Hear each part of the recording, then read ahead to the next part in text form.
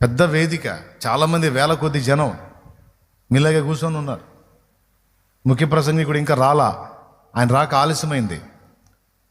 ఓ పిచ్చోడు ఉన్నాడంట, వాడు షర్టు సరిగా లేదు, లాగేసుకొని ఉన్నాడు నిక్కరు, వాడు అవతారం కరెక్ట్గా లేదు, ఇక్కడ జొల్లు గారుతూ ఉంది, జుట్టు చింపిరిగా ఉంది, మన అవతారం కరెక్ట్గా లేదు, చూడటానికి అసహ్యంగా ఉన్నాడు.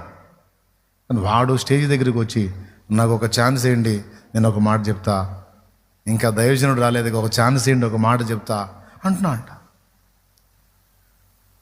పోరా బాబు, ఆయన రాక ఏం చేస్తుంటే నీ గొడవ ఏందిరా, నువ్వెవరు రా, నీ అవతారం ఏంది, నువ్వేంది, నువ్వు మాట్లాడేది ఏంది, పోయా బాబు ఫోన్ పంపిస్తున్నా. వాడు పదే వస్తున్నాడు, ఆయనేం రావటం లేట్ అయ్యి. చివరికి ఆ ఉన్నోళ్ళలో పెద్దల్లో ఒకడు అన్నాడు, ఒరే బాబు, వాడేవాడు మొండోళ్ళలాగా ఉన్నాడు, 2 మాటలు చెప్పనేనరా, వాడేం చెప్తాడో, అంతగా వాడు ఏదన్నా తేడా మాట్లాడితే కట్ చేద్దాం, సౌండ్ సిస్టమ్ దగ్గర వాడిని కూర్చోబెట్టండి, వాడు ఏదన్నా తేడా మాట్లాడితే సౌండ్ బ్రేక్ చేద్దాం, వాడేదో చెప్పుకుంటాడు, ఎవడికి వినపడదు అని ఒకరిని సౌండ్ సిస్టమ్ దగ్గరికి పంపించి వీడికి మైక్ ఇచ్చారంట.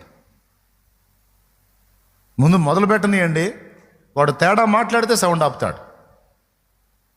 అప్పుడు మైక్ తీసుకున్నాడు, మన్నించండి, దైవజనుడు రావటం లేట్ అయింది, అందుకే 2 మాటలు మీకు చెప్పాలనిపించి నేను అడిగాను, మొత్తం మీద నాకు పర్మిషన్ ఇచ్చారు, దేవునికి స్తోత్రం. అయితే మీకు ఒక మాట చెప్పాలి,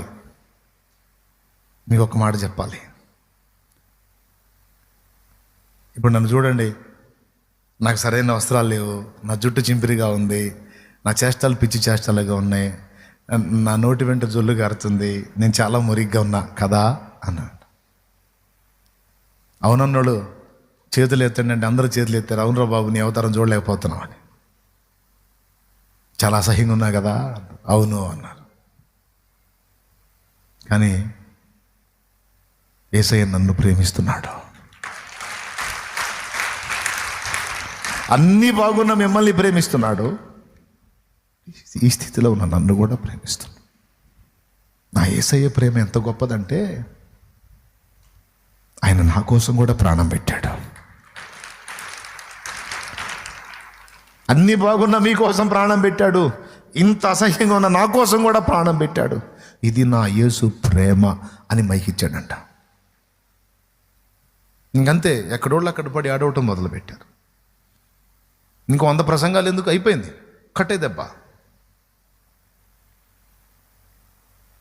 నెక్స్ట్ దైవజనుడు వచ్చేటప్పుడు ప్రార్థనలో ఉన్నారు, అందరూ కన్నీటి ప్రార్థనలో ఉన్నారు.